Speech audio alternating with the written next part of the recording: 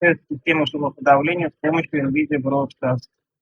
Работает пылесос и система шумоподавления в данный момент включена. Отключаем и заново подключаем систему шумоподавления. В результате